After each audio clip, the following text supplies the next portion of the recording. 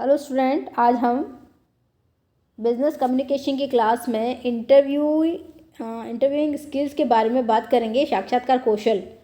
साक्षात्कार किसे कहते हैं, साक्षात्कार के उद्देश्य, साक्षात्कार के लिए प्रस्तुति और साक्षात्कार का संचालन किस प्रकार से किया जाता है। सबसे पहले बात करते हैं हम इंटरव्यू की। साक्षात्कार आवेदन पत्रों की जांच के बाद योग्य पाए जाने वाले आवेदकों को प्रारंभिक साक्षात्कार के लिए बुला लिया जाता है। इसका उद्देश्य यह देखना होता है कि क्या आवेदक शारीरिक एवं मानसिक रूप से पद के योग्य है। इनमें प्राय आवेदक की शिक्षा, रुचि, अनुभव, आयु आदि के बारे में साधारण से प्रश्न पूछ लिए जाते हैं, जिससे कि प्रार्थी के व्यक्तित्व, व्यवहार और उनकी तर्क शक्ति की जानकारी इस उद्देश्य से प्राप्त की जाती है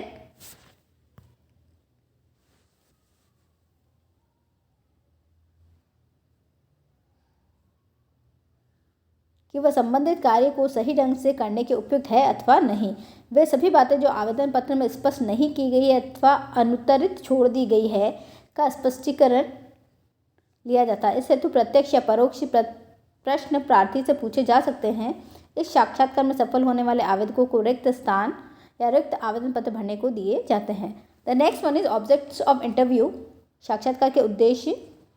मॉरिस बी कमिंग के अनुसार साक्षात्कार के 3 मुख्य उद्देश्य होते हैं।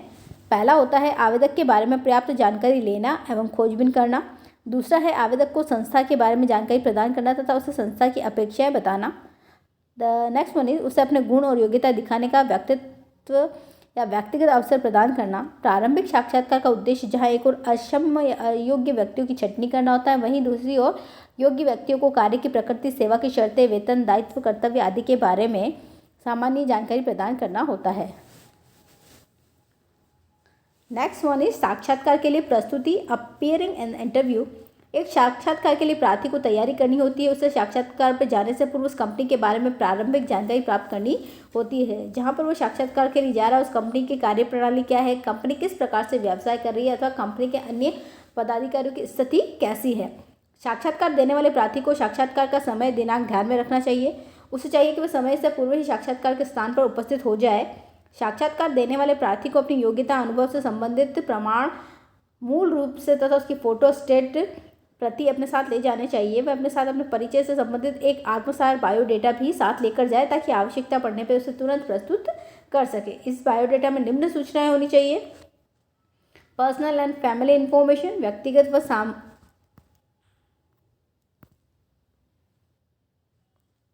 व्यक्तिगत एवं पारिवारिक सूचनाएं, योग्यताएं, क्वालिफिकेशन, अनुभव, एक्सपीरियंस, इनकम स्टेटमेंट और अदर इंफॉर्मेशन। साक्षात्कार देना। उम्मीदवार ने जिस पद के लिए आवेदन किया है उसे उस पद के साथ साथ संबंधित संगठन की प्रकृति, इतिहास, वर्तमान गतिविधियों आदि के संबंध में मालूम होना चाहिए। पद से संबंधित क्षेत्र और विषय के संबंध में पूर्ण जानकारी होना उससे अनिवार्य है। इन सब बातों का ज्ञान साक्षात्कार लेने वालों पर प्रभाव डालता है। उसे प्रत्येक प्रश्न का उत्तर सही व संपूर्ण देना होता है। उम्मीदवार किसी भी प्रश्न का उत्तर सही न होने की स्थिति में आत्मविश्वास बनाए रखे।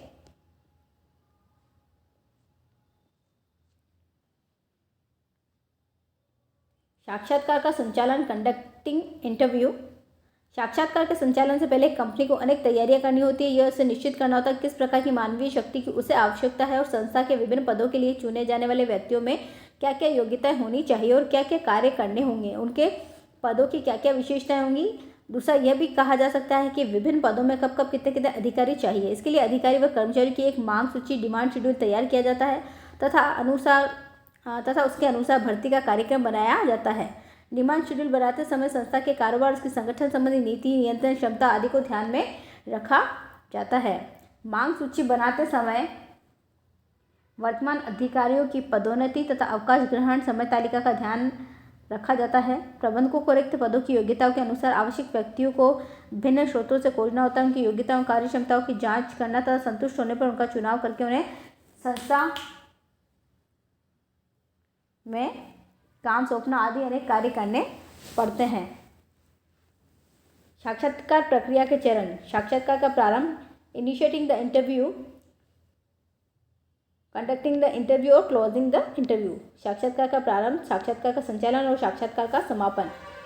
आवेदक के आने से पहले ही साक्षात्कारकर्ता को उसके बारे में पूरी जानकारी ले लेनी चाहिए। साक्षात्कारकर्ता एक प्रश्नावली तैयार करके साक्षात्कार में लेकर बैठे साक्षात्कार आरामदायक एकांत स्थान पर हो तथा आवेदक को अपनी बात कहने का पर्याप्त अवसर दे दिया जाए। साक्षात्कारकर्ता को सीधे प्रश्न पूछने चाहिए, चालाकीपूर्ण प्रश्न नहीं पूछने चाहिए। साक्षात्कारकर्ता को आवेदक को बता देना चाहिए कि वह जो कुछ कहेगा वह गोपनीय ही रहेगा। साक्षात्कार का प्रारंभ यह विश्वास दिलाने के साथ होता है कि केवल उसके उत्तर केवल शोध या उसकी समस्या समझने के लिए उपयोग किए जाएंगे। साक्षात्कारकर्ता अपने विषयों के बीच में अपने व्यवहार और वाणी से सौहार्द स्थापित करता है। वह प्रारंभ में ऐसे प्रश्न पूछता है जो व्यक्ति में आत्मविश्वास उत्पन्न कर देते हैं। साक्षात्कार में यह चरण महत्वपूर्ण होता है। साक्षात्कार की सफलता पहले कुछ क्षणों के मिलन में ही निर्धारित हो जाती है। The next one is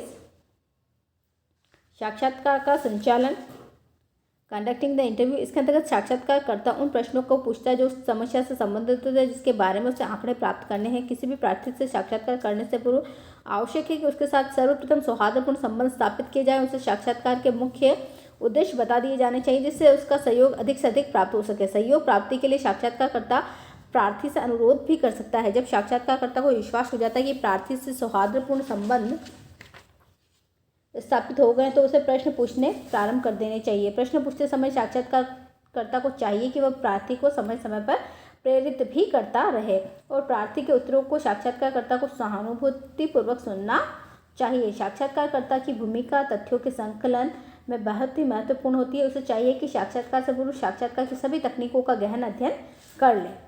the last one is closing the interview, साक्षात्कार का समापन। साक्षात्कार के समापन से पहले साक्षात्कारकर्ता को चाहिए कि वह साक्षात्कार अनुसूची की अंतिम जांच कर ले, कहीं किसी प्रश्न का उत्तर अधूरा तो नहीं छूट गया है। जब साक्षात्कारकर्ता को जो आंकड़े चाहिए वे मिल जाते हैं तो साक्षात्कार का समापन कर देना चाहिए, किंतु साक्षात्कार बहुत लंबा नहीं होना चाहिए। यदि अभ्यर्थी थकावट महसूस करने लगे या उकताहट दिखाए तो साक्षात्कार समाप्त कर देना चाहिए।